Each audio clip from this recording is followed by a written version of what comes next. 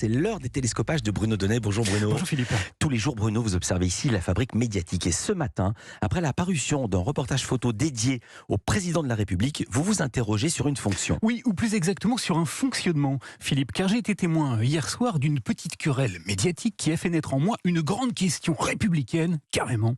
Je vous raconte. Alors vous savez qu'avant-hier, Emmanuel Macron s'est adressé à la nation. Françaises, Français, mes chers compatriotes. C'était une journée importante de l'agenda politique. Voilà pourquoi, afin d'immortaliser l'événement, une femme, elle s'appelle Soisig de la Moissonnière, a été dépêchée pour photographier le président de la République. Bien. Mais Soisig de la Moissonnière n'est pas n'importe quelle photographe. Elle est la photographe officielle de l'Élysée. Et hier soir, dans l'émission Quotidien, le journaliste Julien Belvert a d'ailleurs tenu à expliquer sa fonction.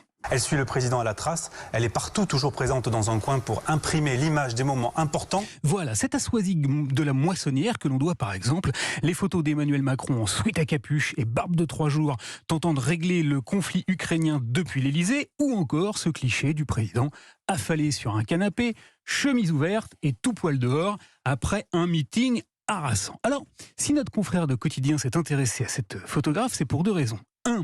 Parce qu'elle a fait paraître hier sur son compte Instagram sa nouvelle série de photos présidentielles.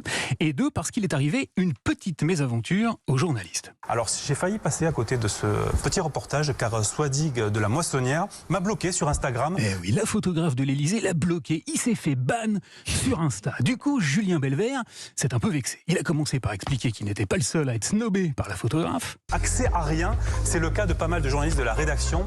Elle a aussi bloqué les comptes de Quotidien. Et puis il a conclu son intervention en soulevant un problème qui m'a beaucoup intéressé. Alors rappelons juste que Soisig de la Moissonnière est salariée par l'Élysée, que les photos qu'elle choisit de publier appartiennent à la présidence de la République et donc aux Français. Par conséquent, elle ne peut pas en limiter l'accès. Voilà, ça m'a beaucoup intéressé car pour être très honnête avec vous, Philippe, j'avais totalement oublié qu'il y avait en ce moment même une photographe officielle à l'Élysée. Seulement voilà, je crois que la question qu'a soulevée notre confrère n'est pas la bonne. Pas tout à fait, car il l'a résumé à une affaire de susceptibilité numérique. Or, je crois que la question que soulève la fonction même de cette personne, photographe officielle de l'Élysée, n'est pas vraiment de savoir si elle peut choisir à qui elle montre ses clichés, mais plutôt de savoir pour quelles raisons elle existe, tout simplement. Car Soisig de la Moissonnière est salariée permanente de l'Élysée. Elle est donc payée avec l'argent de nos impôts pour photographier le président. Du reste, la question de sa rémunération est totalement opaque. Personne ne sait combien elle gagne précisément. C'est un sujet secret.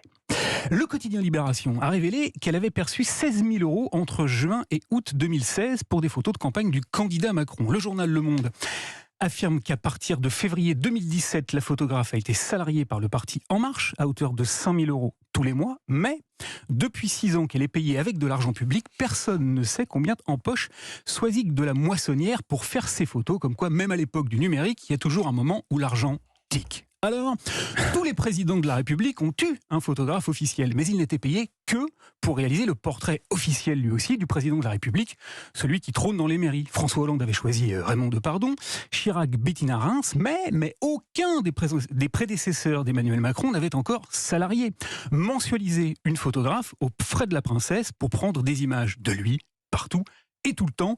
Je conclurai donc en posant simplement 2 petites questions, Philippe. 1. La République a-t-elle besoin d'autant d'images officielles de son président ? Et 2. Est-ce aux contribuables de les payer tous les mois durant 2 quinquennats ? Vive la République et vive la France. Et puis Bruno Donnet. Merci Bruno, à demain.